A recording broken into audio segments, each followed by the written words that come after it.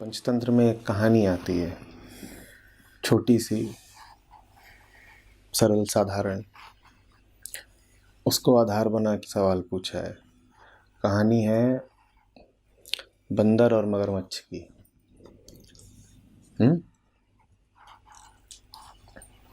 तो कहानी कहती है कि एक जामुन के पेड़ पर नदी किनारे बंदर रहता था। बंदर को नाम भी दे दिया गया है, रक्तमुख। लाल लाल मुंह था ना, तो उसको क्या नाम दिया गया है? रक्तमुख। और नदी से निकल के वहाँ पेड़ के नीचे कभी कभार एक मगरमच्छ आ जाया करे। मगरमच्छ को नाम दिया गया है कराल मुख। कराल भयानक, विकराल होता है ना, कराल मुख।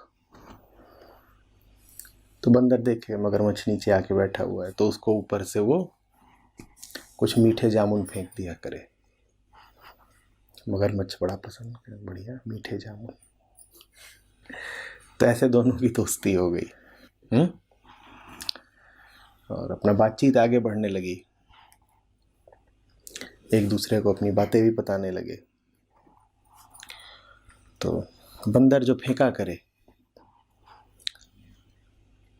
जामुन, तो उसमें से कुछ जामुन मगरमच्छ बचा ले और वो ले जाए और अपनी पत्नी को दिया करे। पत्नी अपना जामुन खाए। अब पत्नी को क्या लेना देना बंदर से, उसको तो जामुन ही मीठे, बढ़िया जामुन। तो एक दिन पत्नी को ख्याल आया, बोली जो बंदर रोज इतने मीठे जामुन खाता है, उसका कलेजा कितना मीठा हो गया होगा। हम तो 2 ही 4 ऐसे मीठे जामुन पाते हैं, बंदर तो रहते ही जामुन के पेड़ पे मीठे मीठे जामुन खाता है, उसका कलेजा कितना मीठा हो गया होगा। तो मगर को बोलती है, ऐसा करो वो बंदर ही ले आओ, उसका कलेजा खाना है, बड़ा मीठा होगा। ये जामुन क्या लेके आते हो, बंदर का मीठा कलेजा खाना है। तो मगरमच्छ बोलता है, तू पगला गई है, दोस्त है मेरा, मुझ पे विश्वास करता है, मुझे जामुन खिलाता है, तेरे लिए भी मैं ले आया, तू कहती है कलेजा खाना है। पत्नी बोली, मैं समझ गई, वो वानर है ही नहीं, कोई वानरी है। और बड़े विस्तार में फिर पत्नी ने जो तर्क दिए, पंचतंत्र में उनका उल्लेख आता है। बोलती है, मैं समझ गई क्यों तुम्हें आजकल रात को नींद नहीं आती, क्यों तुम मुझ में रुचि कम दिखाते हो। वो वानर है ही नहीं, वो वानर ही है, तभी तुम वहां इतना समय बिताते हो, तभी वो तुमको इतने मीठे जामुन देती है, और तभी तुम इनकार कर रहे हो कि उसको मारोगे नहीं। मगर ने कहा, तू किन कल्पनाओं में चढ़ गई, क्या बातें कर रही है। बोली, कल्पना नहीं, मैं तो बिल्कुल जानती हूँ, बात ही यही है, तुम्हारा उस वानरी से आजकल प्रसंग चल रहा है, और कल तक अगर उसका कलेजा लेके नहीं आए तो मैं प्राण त्याग रही हूं। उसने लाख समझाया, वो काहे को माने। बोली, नहीं, अब उसका कलेजा लेके आओ। मगर बड़ा परेशान बंदर के पास गया, उदास। बंदर ने पूछा, क्या हो गया भाई। तो मगर बोला, वो मेरी पत्नी बोल रही है तुमसे मिलना चाहती है। पूरी बात क्या बताए। तो बंदर बोला, ठीक है, मिल लेते हैं। तो मगर बोला, आओ पीठ पे बैठ जाओ हमारी, एक भीतर रेत का टापू है, उसी पे हम लोग रहा करते हैं, तुम्हें ले चलता हूं। तो बंदर को बैठा के मगरमच्छ ले चला। पर अब वो उतना भी शातिर और धूर्त नहीं था। बीच में उसके मुंह से मन की बात निकल गई। बोलता, इसलिए ले जा रहा हूं क्योंकि मेरी बीवी तुम्हारा कलेजा खाना चाहती है।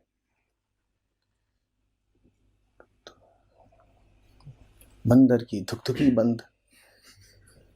खैर, किसी तरह से बुद्धि को उसने संयमित रख के युक्ति निकाली। बंदर से बोला, अरे इतनी सी, मगर से बोला, इतनी सी बात, तुम्हें कलेजा चाहिए था, पहले बताते ना। कलेजा तो मैं वो पेड़ के कोटर में रख देता हूं, रोज वहां सुरक्षित रहता है, वहीं रखा हुआ है, वापस ले चलो, वहां से दे दूंगा तुमको, तो ले जाना, भाभी जी को खिलाना। तो मगर बोला, ठीक, ये बात ठीक है, चलो वापस मुड़ते। वो उसको लेके गया, जैसे ही तट पे पहुंचे बंदर भाग के पेड़ पे चढ़ गया। नीचे से मगर बोलता, वो कलेजा तो दे देते। बोलता, धूर्त, नीच, मक्कार, जोरू के गुलाम, तू धूर्ती नहीं है, तू मूर्ख भी है। और ऐसा करके उसने मगर को वहां से भगा दिया। कहानी आगे ही बढ़ती है। भगाया ही नहीं था मगर को, और सीख भी दी थी और कहानी भी सुनाई थी। पर अभी जो सवाल आया है वो जितनी हमने कहानी सुनी उसी से सीमित है।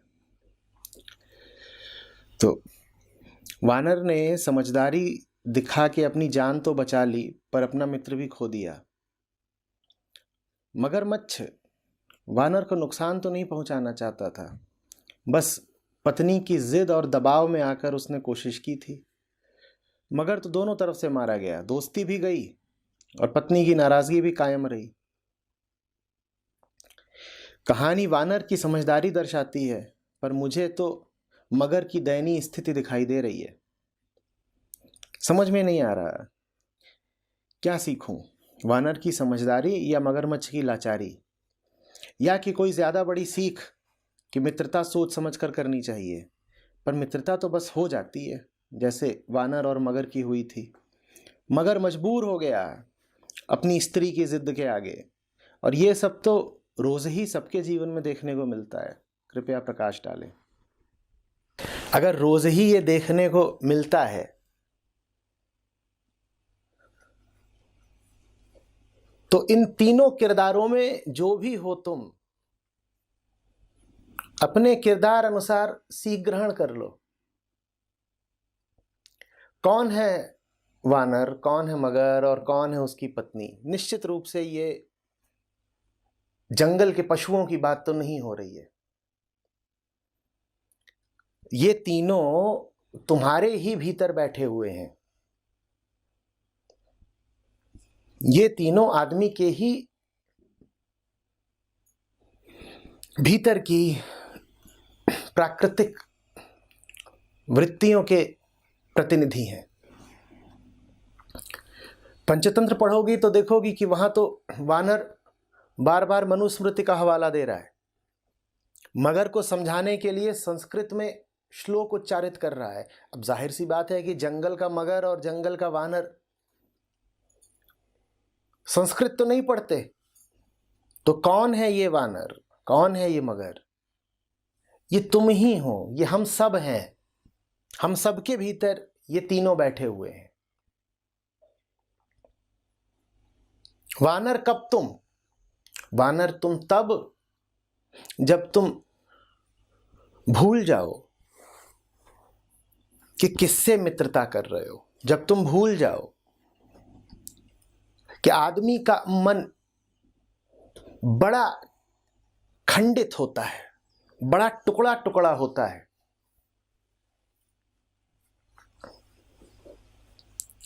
सतह पर वो ज्ञान और सीख भले ग्रहण कर ले, नीचे नीचे भीतर भीतर उसकी पुरानी पाशविक वृत्तियां कायम रहती हैं।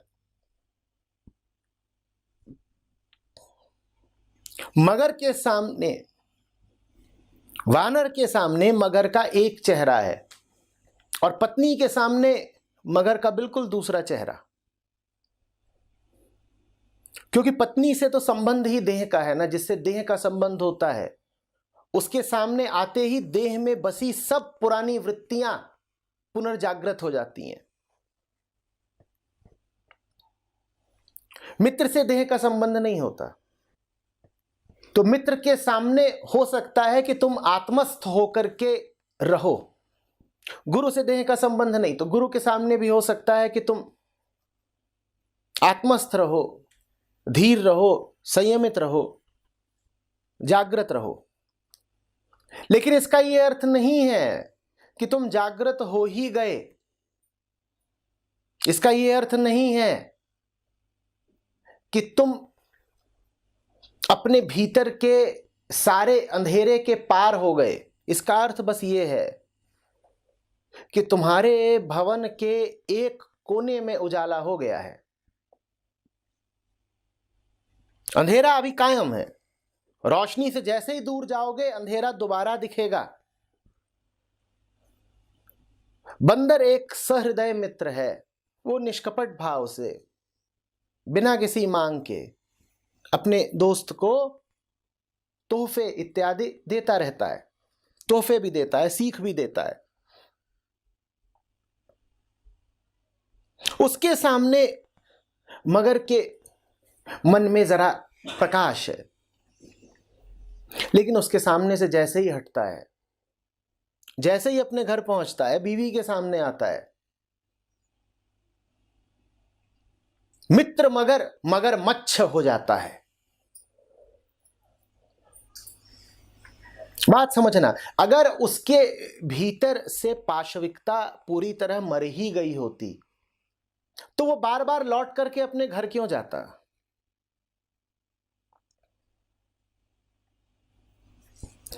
इतनी सहृदयता देखी उसने बंदर के साथ, इतनी मैत्री देखी, इतने श्लोक, इतनी संस्कृत, इतना ज्ञान, पर बंदर से मुलाकात के हर अवसर के बाद मगर अंततः लौटकर कहां जाता था? कहां जाता था? अपनी बीवी के पास ही तो जाता था ना। तो शरीर की वृत्ति तो मरी नहीं थी, बीवी से और क्या संबंध है? रिश्ता समझना मगर और वानर का, कि वानर के सामने है तब तक निष्काम मैत्री का सूरज उगा हुआ है। बहुत बढ़िया बात, बहुत बढ़िया बात। लेकिन मगर भी कह रहा है कि उस रोशनी में हमें सतत नहीं रहना है। कुछ समय के लिए रोशनी में नहा लेंगे, लेकिन बस कुछ ही समय के लिए, और उसके बाद वापस लौट जाएंगे अपने उन्हीं अंधेरे कीचड़ों में, वापस लौट जाएंगे अपनी उसी रेतीली दलदल में।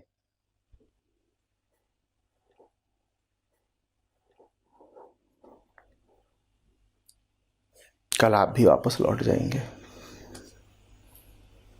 कुछ लोग तो बहुत आतुर हैं जल्दी से वापस लौटने को। फिर वहीं पहुंच जाओगे जहां मांग की जाएगी कि जाओ और अपने दोस्त का कलेजा निकाल के ले आओ।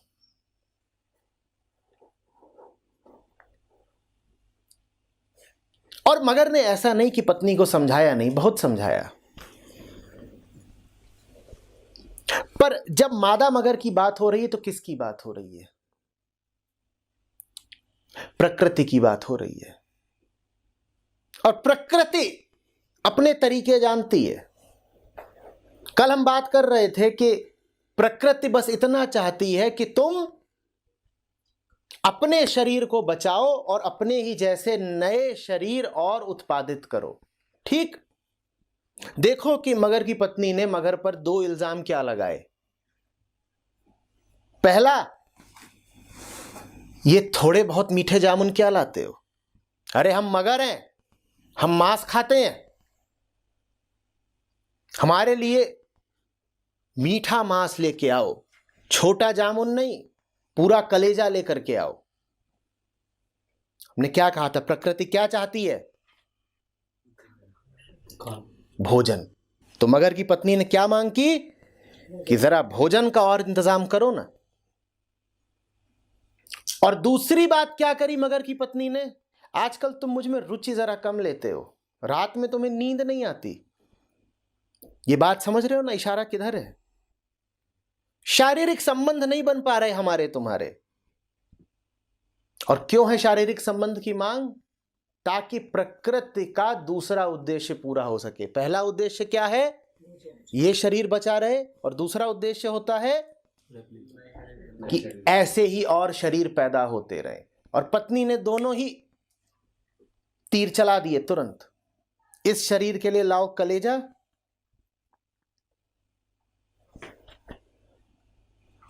और देखो तुम हमें रुचि नहीं दिखाते हो, निश्चित रूप से कहीं और नैन मटक्का चल रहा है तुम्हारा। मगर फंस गया वो सीधा साधा आदमी, उसने ये तो सोचा ही नहीं था कि बीवी ऐसा किस्सा भी चला देगी, ऐसा गुब्बारा फुला देगी। वो बोल रही हो वानर है ही नहीं जहां तुम जाते हो, वानर ही है। तभी तो मीठे मीठे फलों का खेल चल रहा है। और हमें शक ना हो इसीलिए 2-4 जामुन तुम हमें भी ले आ देते हो। मगर ने कहा ऐसा ख्याल ही नहीं आया था। और कुछ समझाए कुछ करे, वो बोली कुछ नहीं, हमारा तुम्हारा रिश्ता ही खत्म। कल अगर कलेजा लेके नहीं आए तो मैं प्राण त्याग रही हूं। और इस मौके पर पंचतंत्रकार विष्णु शर्मा दिखाते हैं कि मगर भी संस्कृत का एक श्लोक मार देता है। और श्लोक में वो कह रहा है कि मूर्ख स्त्री के हट से कोई नहीं जीत सकता, तो सर ही झुका देना चाहिए। मूर्ख स्त्री से आशय किसी लिंग से नहीं है, मूर्ख स्त्री से आशय है मूर्ख प्रकृति। मूर्ख प्रकृति, वो प्रकृति पुरुषों में भी पाई जाती है, स्त्रियों में भी पाई जाती है। तो मूर्ख स्त्री के हट से कोई नहीं जीत सकता। एक बार उसके मन में यह बात घर कर गई कि पति का इधर उधर कुछ चक्कर चल ही रहा है, तो अब उसको समझाया नहीं जा सकता। अब तो वो जो बोल रही है वो करना ही पड़ेगा। वो क्या बोल रही है? कलेजा चाहिए। समझ रहे हो? तुम्हारे भीतर भी अगर वो स्त्री बैठी है तो उससे सावधान रहना। तुम्हारे भीतर अगर वो मगर बैठा है तो अपने ऊपर जरा दया करना। दोनों ओर से मारा गया ना मगर। कहानी तो इतना ही बताती है कि बंदर ने मगर की चाल पकड़ ली और कुछ युक्ति करके अपनी जान बचा ली। कहानी ये तो बताता ही नहीं है कि जब मगर घर लौटेगा तब क्या होगा। अभी तो जूते चलेंगे, मगर की खाल उतरेगी, उससे हैंडबैग बनेगा। ये पता है ना, मगर की खाल से बहुत बढ़िया बैग बनते हैं और वो लेके शॉपिंग करने जाएगी।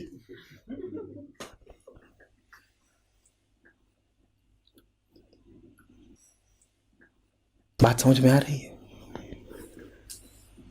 अगर मगर हो तुम, और हम सब हैं मगर, जिसके पास देह है वो वानर भी है, नर मगर भी है और मादा मगर भी है। अगर नर मगर हो तुम तो अपनी हालत पर थोड़ा रहम खाओ। क्यों जानते बूझते गलत वृत्तियों के समर्थन में खड़े हो जाते हो? मादा मगर कौन है? एक झूठी गलत वृत्ति, वो वृत्ति जिसका बोध से प्रकाश से कोई लेना देना नहीं, जो सिर्फ अपने संकीर्ण स्वार्थ जानती है। तुम क्यों उसके साथ खड़े हो जाते हो? तुम क्यों उसकी मांगे पूरी करने के लिए रजामंद हो जाते हो? वो मचाती रहे जितना शोर, उसे मचाने दो, तुम हाँ मत करो। वो जो भी बोलती रहे बोले, ठीक, तू बोलती रहे। अधिक से अधिक क्या कहती है कि कर लेगी? कहती है प्राण दे दूंगी। दे देगी क्या प्राण? जामुन मांग रही है, कलेजा मांग रही है, क्या बचाने के लिए मांग रही है? शरीर। जिसको शरीर से इतना मोह हो, जिसको जीवन के तमाम रसों और अनुभवों से इतना मोह हो कि कह रही हो कि जरा और लाओ ना खाने को, जो अपने संकीर्ण स्वार्थों में इतनी लिप्त हो, वो देह त्याग देगी क्या? वो कभी ना त्यागे देह। पर मगर ने इतनी बुद्धि ही नहीं लगाई। तो अगर मगर हो तुम तो व्यर्थ अपनी ही वृत्तियों के शिकार मत बन जाओ। और अगर मादा मगर हो तुम तो फिर तुम्हें क्या सलाह दी जाए, क्योंकि कोई भी सलाह सुनने को तुम तैयार ही नहीं होगे। जिस हद तक तुम बंदर हो तुम्हारे लिए इस कहानी में सीख है और तुम्हारे लिए मेरे पास सलाह है। अगर तुम बंदर हो तो सदा याद रखना कि तुम्हारे सामने जो मगर बैठा है वो तुम्हारे सामने तो साफ है, सूरज के नीचे है और रोशन है, पर थोड़ी ही देर बाद वो वापस अपने गंदे कीचड़ में जाएगा जहां उसकी आदिम वृत्तियां वास करती हैं। वो दोबारा अपने अंधेरे घिनौने घर में जाएगा जहां उसका पुराना बहुत बहुत बहुत पुराना परिवार निवास करता है। और उस पुराने परिवार के सामने, उन आदिम वृत्तियों के सामने किसी रोशनी की, किसी मित्र की, किसी गुरु की नहीं चलती।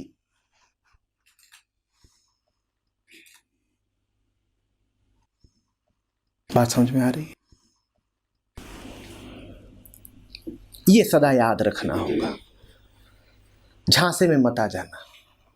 और ये झांसा मगर नहीं दे रहा है वानर को। वास्तव में जब तक मगर वानर के सामने है वो स्वच्छ मन का ही है।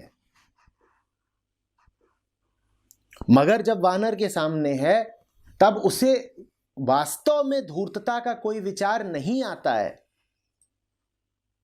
ऐसा नहीं है कि बंदर के सामने बैठ के मगरमच्छ भला आदमी होने का पाखंड करता है।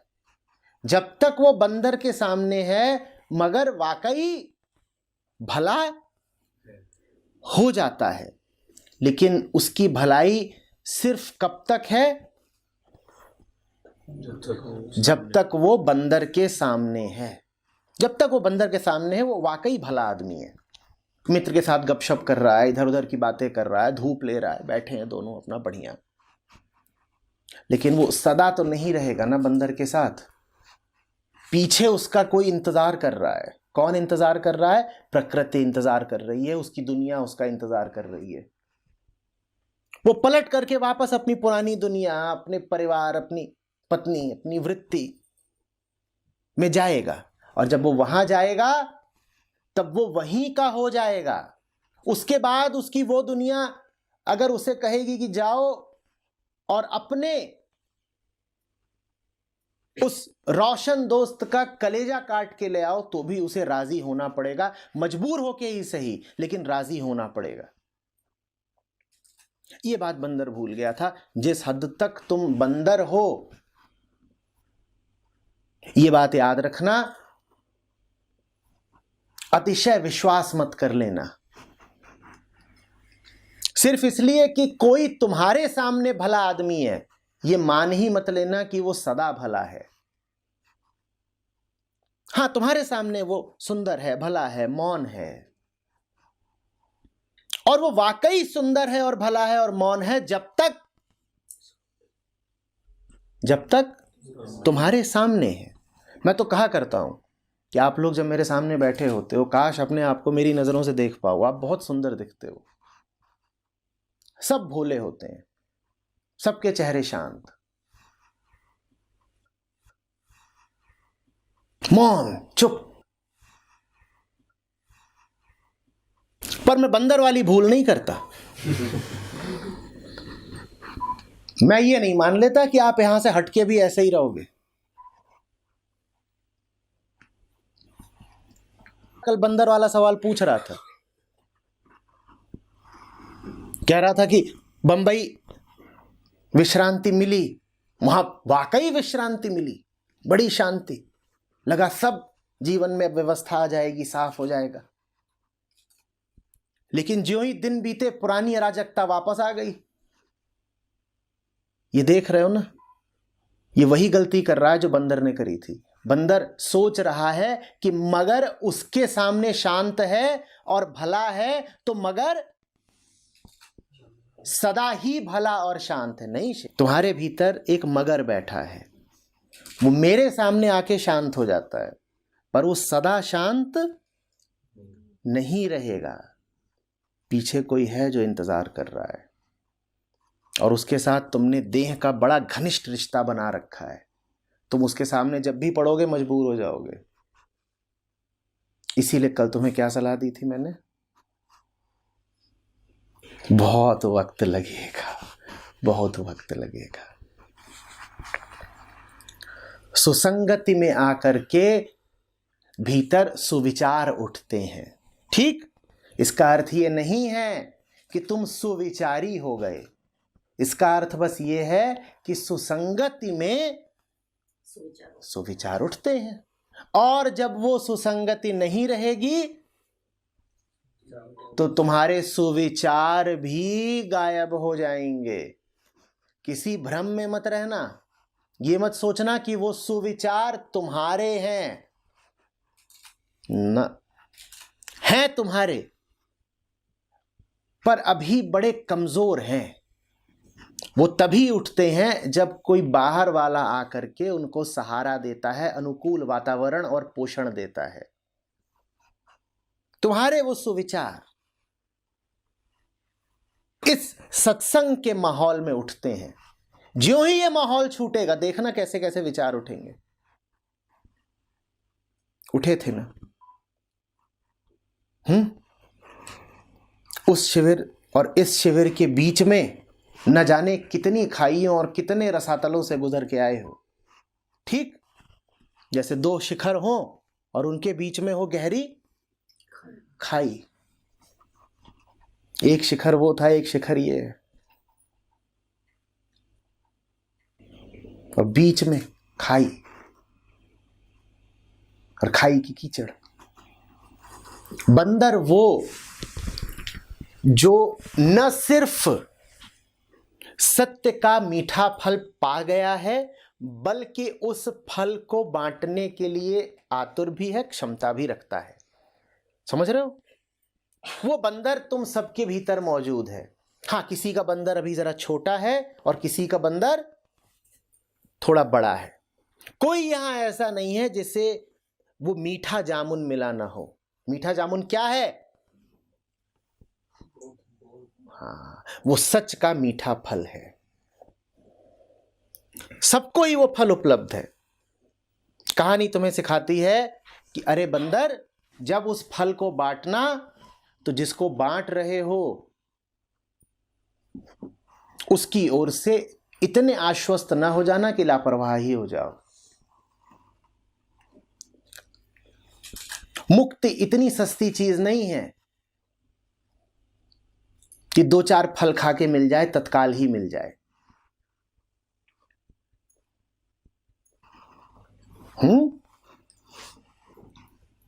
उसके लिए तो अपना पूरा सर्वस्व अर्पित करना पड़ता है।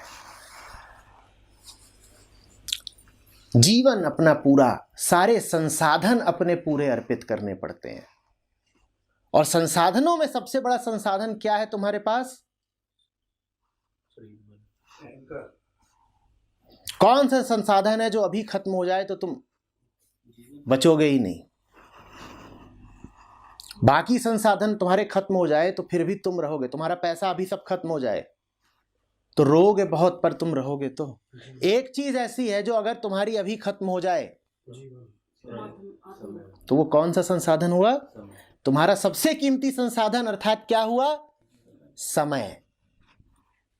समय तुम्हारा सबसे प्रेशियस रिसोर्स है, क्योंकि बाकी सब संसाधन अगर खत्म हो गए तो दोबारा अर्जित कर लोगे। अगर समय ही तुम्हारा खत्म हो गया तो खेल खत्म। तो मुक्ति सस्ती चीज नहीं है।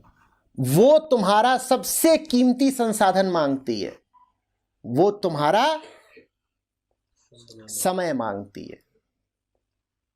तो जल्दी से किसी की आध्यात्मिक उत्सुकता देख करके आश्वस्त मत हो जाना। सीधा सवाल पूछना, ये व्यक्ति समय कितना देना चाहता है? और जो समय नहीं दे सकता उसे क्या खाक मुक्ति चाहिए?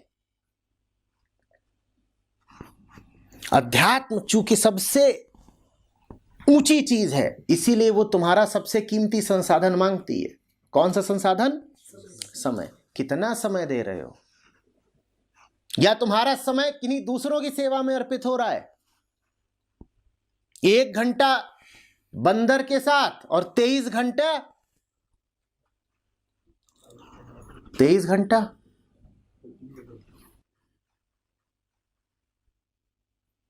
श्रीमती मगर के साथ। तो फिर तो तुमने साफ दिखा दिया कि तुम किधर के हो। जिधर को समय दे रहे हो तुम उधर के हो, जिधर को समय दे रहे हो तुम उधर के हो।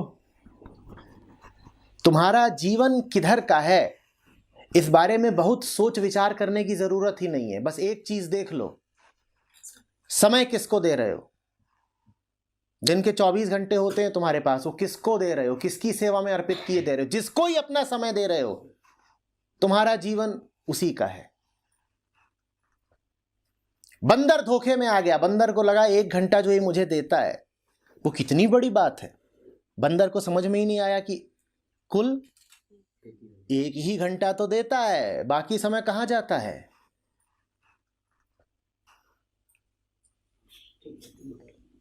बात समझ में आ रही है?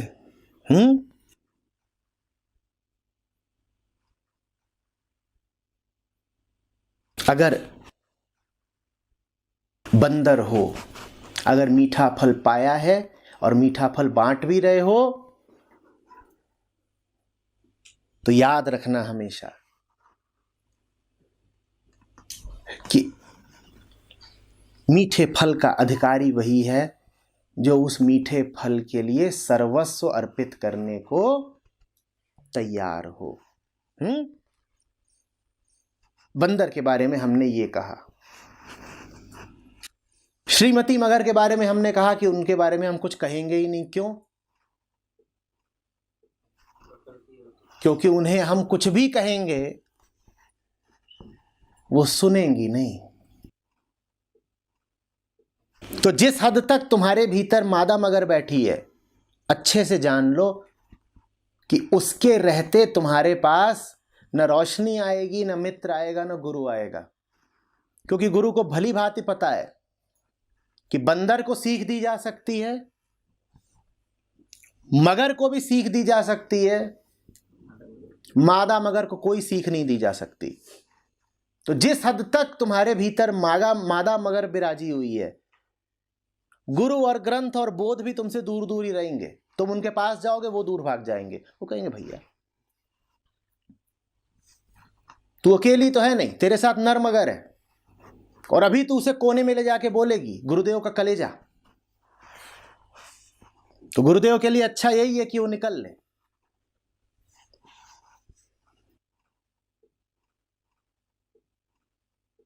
बात समझ में आ रही है?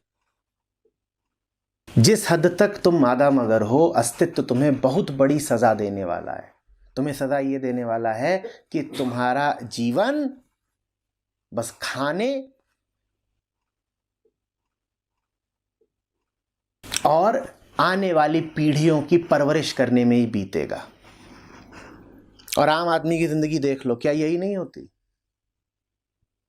दिन रात नौकरी कर रहा है, उस नौकरी से वो क्या पाता है? एक तो खुद खाता है, दूसरा अपने बच्चों को खिलाता है। यही तो मादा मगर है। मादा मगर के 2 ही काम, इसकी सुरक्षा करो और आने वाली पीढ़ियों को मस्त ताकतवर रखो। प्रकृति यही चाहती है, तुम्हारा डीएनए फैलता रहे। और आम आदमी की जिंदगी और किस लिए? खुद खाओ, बच्चों को खिलाओ। तो अगर मादा मगर इतनी प्रबल है तुम्हारे भीतर, तो फिर मैंने कहा कोई रोशनी, कोई मित्र, कोई गुरु तुम्हारे लिए नहीं है। तुम्हारे पास तो जो भी आएगा तुम्हें समझाने, तुम उसी का कलेजा खा लोगे। बंदर पूरे मगर परिवार का सच्चा मित्र हो सकता था ना, पर देखो बंदर करीब आया मगर के, मगरी ने तुरंत कहा इसका कलेजा निकाल।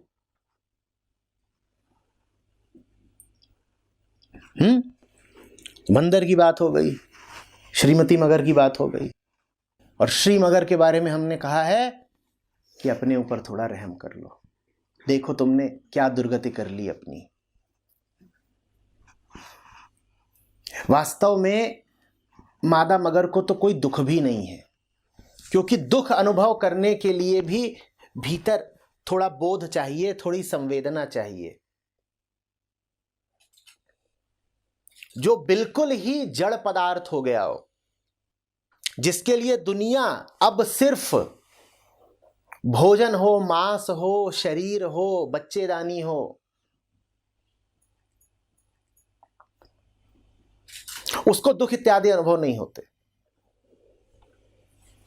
उसको दुख अगर अनुभव होते भी हैं तो बस भोजन इत्यादि के तल के। उदाहरण के लिए, खाना नहीं मिला, बड़ा दुख है। ठंड लग गई, बड़ा दुख है। गर्मी लग गई, बड़ा दुख है। ये सारे दुख किस तल के हैं? शरीर के तल के हैं। तो मादा मगर को बहुत बहुत बड़े दुख होंगे तो भी इतने ही बड़े दुख होंगे। क्या? ये पानी तो बहुत है, नदी में शैम्पू नहीं मिल रहा। अब ये उसके दुख है। दुखी वो घूमेगी, पर उसके दुखों में भी गहराई नहीं होगी। वो दुख के नाम पर भी यही दुख बता पाएगी। क्या दुख? कि कलेजा तो ले आए बंदर का, मस्टर्ड सॉस तो लाए ही नहीं। बड़ा दुख है। वो रो पड़ी कि खाली कलेजा मिला है, चटनी तो मिली नहीं, खाएं कैसे? अब ये दुख है। गौर से देखो, ज्यादातर लोगों के जीवन में भी इसी कोटि के और इतने ही उथले दुख होते हैं। बड़ा दुख है, बड़ा दुख है। क्या दुख है? ठंडी लगती है। ये वो दुख है जो किसी पशु को सताते हैं। बड़ा दुख है, बड़ा दुख है। क्या दुख है? हमारे पास जो क्षेत्रफल है वो बड़ा कम है। जैसे कुत्तों को देखते हो ना, वो लगातार इसी कोशिश में रहते हैं कि अपना क्षेत्रफल बढ़ा लें, जिसपे उनका वर्चस्व है, एरिया ऑफ डोमिनेंस। तो जो शरीर के तल पे जी रहा है, जो मादा मगर के तल पे जी रहा है, उसको सारे दुख बस शरीर से ही संबंधित होंगे। उसके दुखों में भी मैंने कहा गहराई नहीं होगी। हां, अगर तुम नर मगर हो तो तुम्हें अब गहरी सजा मिलने वाली है। तुम्हें गहरे दुख मिलेंगे। क्यों? क्योंकि तुम जगने लगे थे, तुम जानने लगे थे। जो जगने लगे, जो जानने लगे, और फिर भी एक जगा हुआ जीवन न जी पाए, उसे बहुत सजा मिलती है। अंतर समझना। जो जगा ही नहीं, जो मादा मगर जैसा है, वो अगर एक अंधेरा जीवन जिए तो उसे बहुत दुख नहीं मिलता। लेकिन जो जगने लगा हो, जो जानने लगा हो, वो जानने के बावजूद एक अंधेरा जीवन जिए तो उसे बहुत गहरा दुख मिलता है।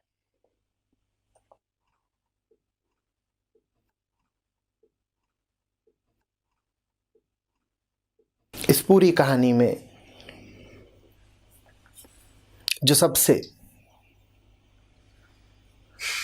दयनीय किरदार है, जो सबसे करुण है, वो नर मगर है। और वो नर मगर हम सब में मौजूद है, खूब मौजूद है। नर मगर जानते हो कौन? वो जो जानता है कि सही क्या है, लेकिन उसमें हिम्मत नहीं है कि वो कर जाए जो सही है। जो सही जानते हुए भी गलत काम करे, वो है नर मगरमच्छ। ऐसे हम सभी हैं। पता हमें होता है सही क्या है, जिंदगी जीते हैं गलत। ऐसों को जिंदगी बहुत बहुत यातना देती है। ऐसा होने से तो अच्छा है कि तुम मादा मगर हो जाओ। वो पूरी ही तरीके से अंधेरे में है, उसे इतना दुख नहीं मिलेगा जितना नर मगर को।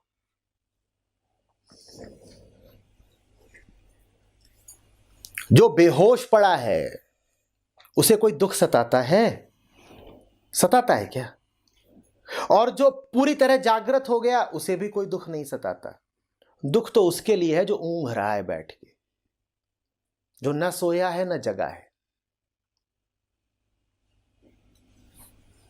या ये कह लो कि जो जग तो चुका है पर शरीर में तमसा इतनी भरी है कि जगने के बाद भी सोने की कोशिश कर रहा है।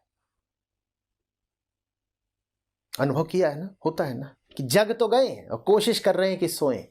वो क्षण सुख के नहीं होते।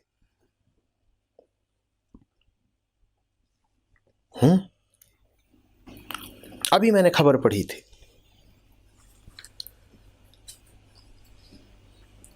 मॉनसून के दिन गांव की बारात,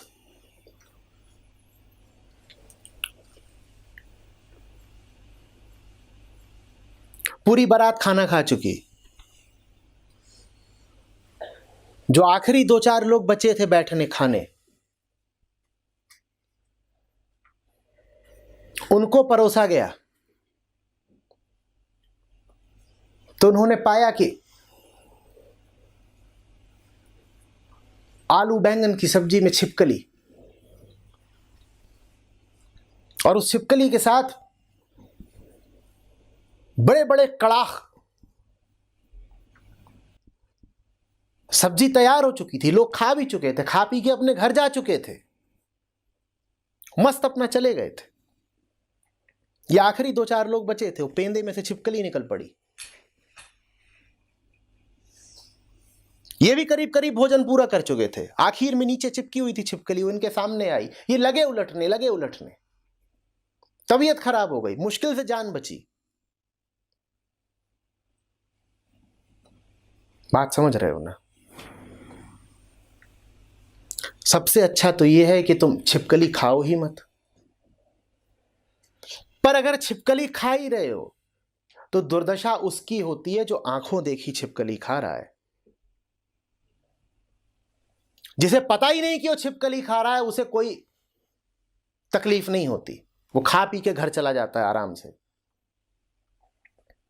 पूरी बारात खा पी करके आराम से निकल गई। ये आखिर के 2-4 लोग थे, इन्हें पता चल गया कि अरे पूरी सब्जी में तो छिपकली थी।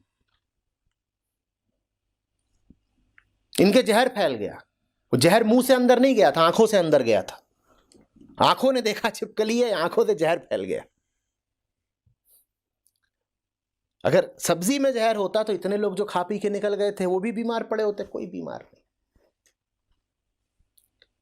तो ज्ञान बड़ी खतरनाक चीज है। कई मामलों में ज्ञानी से अज्ञानी भला, कि तुम्हें पता ही नहीं है कि तुम एक बेवकूफी भरा जीवन जी रहे हो, जिए जाओ, तुम्हें बहुत कम तकलीफ होगी। देखते नहीं हो सड़कों पे लोग घूम रहे हैं, लगता है कि उनको मार्मिक वेदना है, लगता है कि उन्हें कोई घोर अस्तित्वगत दुख फाड़े डाल रहा है भीतर से। ऐसा लगता है क्या? खुश है, दिवाली मना रहे, हैप्पी दिवाली जी, ये लीजिए जी, ले खा लो, मिठाई की दुकान खुली हुई है, कोई तकलीफ किसी को? गुड न्यूज जी, ठीक, मस्त, कोई तकलीफ नहीं। दनादन छिपकली भीतर जा रही है, पर पता ही नहीं है कि छिपकली भीतर जा रही है। ज्ञान ही नहीं है कि छिपकली भीतर जा रही है। अज्ञान बहुत बड़ी सुविधा है, इग्नोरेंस इज ब्लिस। पता ही नहीं है कि घटिया जीवन जी रहे हो तो कोई तकलीफ ही नहीं होती, बड़ी सुविधा है। ठीक,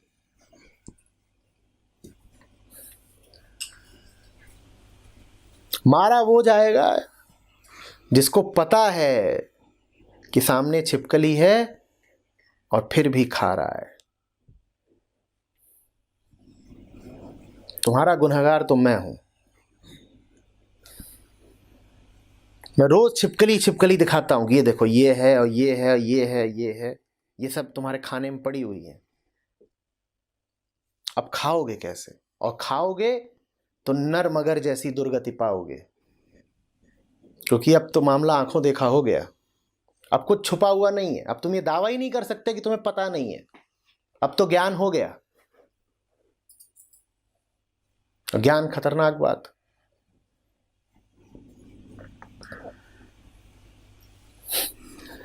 तो जिसको ज्ञान हो जाए उसके पास फिर एक ही विकल्प बचता है कि रोशनी दिख गई है तो अब पूरे ही रोशन हो जाओ। अंधेरा अब कोई विकल्प बचा ही नहीं। जो रोशनी देखने के बाद भी अपना आधा समय, आधे से ज्यादा समय अंधेरे को देगा, वो गहरी पीड़ा पाएगा। इससे भला तो यह था कि तुम्हें रोशनी की पहली किरण भी उपलब्ध न होती, पर अब तो हो गई, अब क्या करोगे?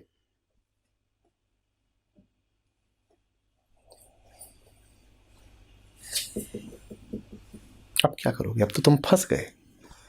कुछ बातें ऐसी हैं जो तुम्हें अब पता चल गई, दिख गई, उनको अनदेखा कैसे करोगे? जो पढ़ लिया उसको कैसे मिटाओगे अपने चित्त से?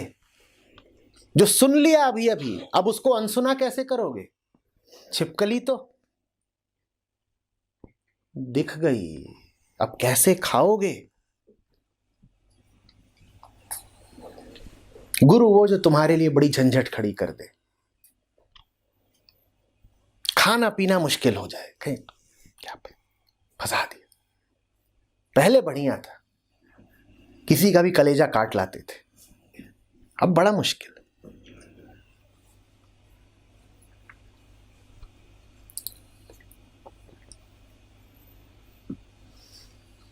और भूलना भी चाहे तो भूलने नहीं देते। कभी फोन आ जाएगा, कहीं व्हाट्सएप आ रहा है, फेसबुक खोलो, वहां बैठे हुए हैं, दूर हटो तुम सामने से। और जहां देखो वहीं पे छिपकली लटकाए हुए हैं, याद दिला रहे हैं, देखो ये रही छिपकली।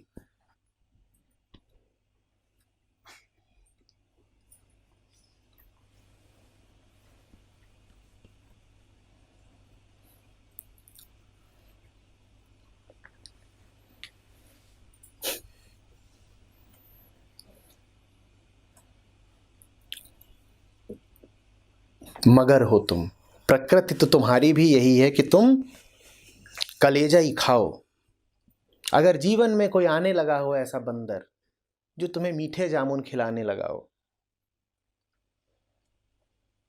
तो उसी वृक्ष के होके रह जाना। पुरानी दुनिया में वापस लौटोगे तो वहां कलेजा फाड़ कार्यक्रम ही चलेगा। और कलेजों में सबसे मीठा कलेजा बंदर का ही। अब चाहते हो कि तुम्हें भी इसी धर्म संकट का सामना करना पड़े तो करो।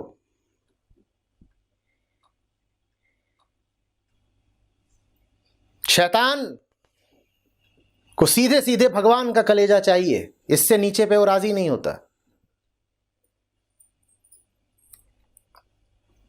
तुम अगर एक संतुलन बनाना चाहते हो कि थोड़ा थोड़ा भगवान के और थोड़ा थोड़ा शैतान के, तो वो हो नहीं पाएगा। जहां तुम शैतान के पास जाओगे वो सीधे कहेगा कलेजा लाए,